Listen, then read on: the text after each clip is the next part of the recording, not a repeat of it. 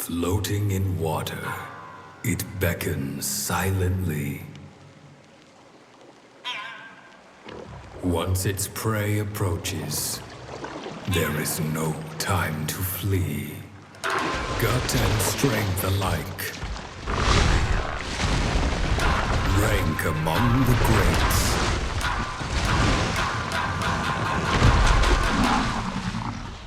Don't get pushed out of the ring, for the abyss awaits.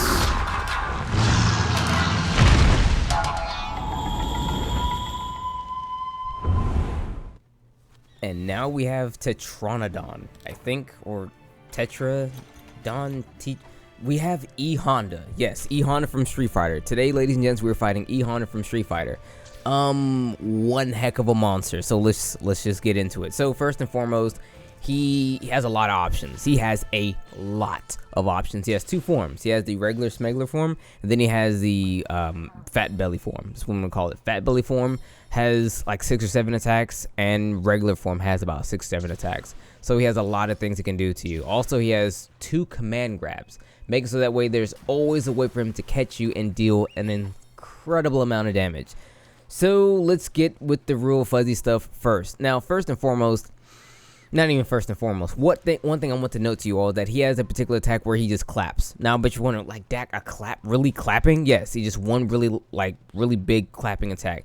This attack isn't really an attack, more of an ability, because it doesn't do a single point of damage. What it does do, however, is instantly stuns you. You are insta-stunned. This is the next point. When he hits you with this clap and you're instantly stunned, he's immediately going to follow up. Immediately going to follow up with something nutty. He could follow up with a pin. He could follow up with a big heavy attack. He could drop his butt on you. You don't want to get hit by anything my man has, okay? That's what I'm getting at here. You just do not want to get hit with anything that he has. This is going to be a monster that I'm ready to say is going to be a gatekeeper, because there's so much that he can do. He puts you on the back foot almost every single time he throws an attack out. You have to be very careful to not get hit with anything. I'm actually going into this fight with the knowledge of fighting him like maybe 4 times already, so I kind of know what to look for already. But for the most part, be very, very wary of like all his options. So with that out the way, he has the clap that we spoke about. He has the ability where he can just jump high in the air and just drop his butt on you. That does a lot of damage too. You'll see him do it, so you can get out of the way from it. A lot of his attacks actually have a lot of wind up. The tail on the attacks are very easy to see. It's very notable to spot. So you won't be like completely surprised that he's going to do a thing. This is what I led to about from yesterday, not yesterday, but before, when I talked about a lot of the timing on his attacks. It does have a lot of weird timings, so you're gonna have to really pay attention to the exact points when you can actually follow up, counter attack, not be phased by it, and so on. So from what you saw already, he has an attack where he gets real big on his stomach. He bloats out all around everywhere, and then he'll, just like a sumo wrestler, he's literally based off a sumo wrestler. Just like a sumo wrestler, he brings that leg up real high and then slams it on the ground. He'll do it for both sides. You know what I mean? Not at all the time, but he can do it on both sides. He can bring it with the right leg and bring it with the left leg. It drops it down. It has a huge damage potential. It has huge damage potential, and it causes a tremor. All right, so even if you don't get hit by it, you will be staggered, if you will, by the tremor, so you have to watch out for it. He has a pinning attack that you can actually block, but if you don't block it, you're going to be in some trouble as well. He has, what else do he have when he's big? Oh, when he's big, he can pick up a giant rock from the earth. This giant rock is unblockable. He'll throw it at you, and it's actually an unblockable attack. So even if you have a lance and you're blocking it, you're going to get hit by it. So you need a skill like guard up to get it. I don't know who gives guard up right now, so just honestly run away from if you see it. What else? Oh, okay. He will try to eat you. Yes, he will try to eat you. And the thing is, if him trying to eat you isn't the end of it, he'll like try to gobble you. He'll throw you on the ground. You have to wire fall from that. When he throws you on the ground, wire fall. If not, you're gonna take a fat amount of damage. That's one the command grabs. The other one you did see a little earlier, where you can wire fall in the middle of the air. That's the second command grab. So you really need to be noted as to like when he can do these things, because they are, well, when he does these things, you need to really pay note, because it can lead to exuberant amounts of bust ass. What else does he have? So we talked about everything he can do when he's big. Now when he's, oh no, we didn't.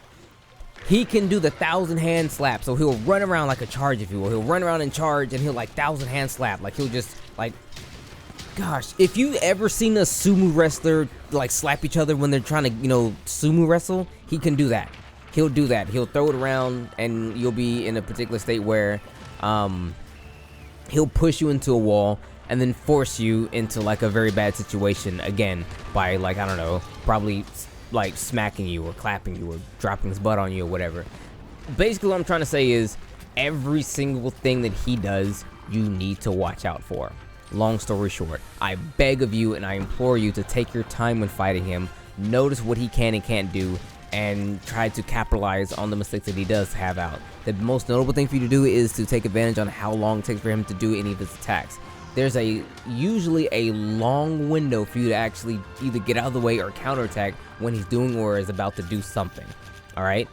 Now, with that out the way, we're running out of time, so we'll talk briefly about the gear and so on. Alright, so his armor is interesting. So for the most part, I usually only ever cover Blade Master stuff because I don't know anything about gunners. Because I still don't. I don't really know much about the gunner thing, but it's easy to note that this armor set is basically for the gunners. Bow gunners, light bow gun, heavy bow gun. Actually, I think this is more along the lines of a a light bow gun armor set. So it gives a speed eating 1, slightly increases your eating speed. Normal / rapid up, slightly increases the power of normal and rapid type arrow shots, I believe. Special ammo boost, increases the power of bowgun, special ammo, and dragon piercer by 10%. Dragon piercers for the bow. The special ammo for the bowgun is like wyvern heart and so on. I can't remember what they're called, but if you know bow, you know what I'm talking about.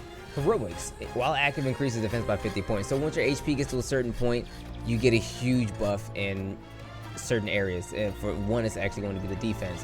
But what people really want this for is for at least level 2, which gives you a plus 5% attack increase. That's the real reason why people run heroics. Heroics has been nerfed in this game because it used to be a much more attack increase, but nevertheless, you get more attack the more riskier you tend to play. And then you have hunger resistance, reduces maximum stamina depletion over time. This is actually good because in this game the stamina reduces all the damn time.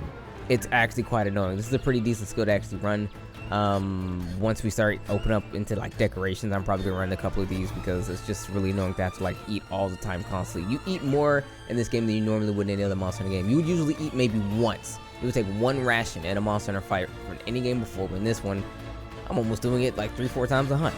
Kind of annoying, but these are the skills. His weapons are very good. They are water weapons. They have relatively high attack, 100, 110-ish, if you will, and they have a solid amount of water. There are other water monsters in this game. One that we will talk about very soon who actually has better water weapons, but for the most part, very good water weapons. They tend to be, if I'm not mistaken, they're probably going to be the higher attack ones because it just kind of looks to be that way, whereas the other ones probably need to be more element. But nevertheless, the weapons are pretty solid. Do you need them in the near future? Not necessarily. You can give these a pass if you want, unless you want to really grind something in particular like Atkinson or something like that, but they're okay. The gear's okay. If you're a gunner, run the armor. If you're a blade master, the weapons, you can run them if you want. If not, it's not a huge issue. We literally have Royal Loot drops coming up pretty soon. In conclusion, let's wrap it up. So, number 1, fire weapons. For the love of God, bring those fire weapons. Bring acne weapons, bring acne armor. You're going to use it to bring a lot of hurt to this guy. I killed him in a little amount of time, 7 minutes I believe, but in the online setting, it was taking us a long time, and he was presenting lots of the bus ass. So just coming here super prepared with the fire weapons and deal as much damage as you possibly can. Bring traps, bring shock traps, bring pitfall traps, bring bombs, bring everything. Anything you can use to your advantage to get over on him, do it. You want to kill him as quickly as possible before he does anything ridiculous, because you don't want him to do anything ridiculous. He's a menace when he actually gets set up. So as far as weak spots, hit him in the head, of course. Bring your fire weapons to do that. Now, he does have a greater weakness that of like electricity, but we don't have that yet. We will soon, but fire is what we do have. Bring the fire. It's going to do good enough damage. Stay away from any super ambiguous things. He does have a huge tail when it comes to a lot of the weird stuff he has. Try not to get hit by that. Remember, don't overuse your wire bugs, because he's probably going to catch you with a weird command grab situation where you're going to have to wire fall out of it. If you don't have any wire bugs, you can't wire fall, you're going to take a fat L. Alright?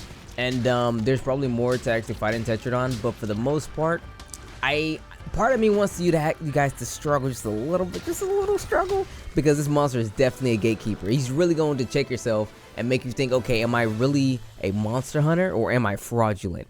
He's the one who's gonna make you wonder these things. Trust me, if you need help, you can join the Discord server, yeah boy.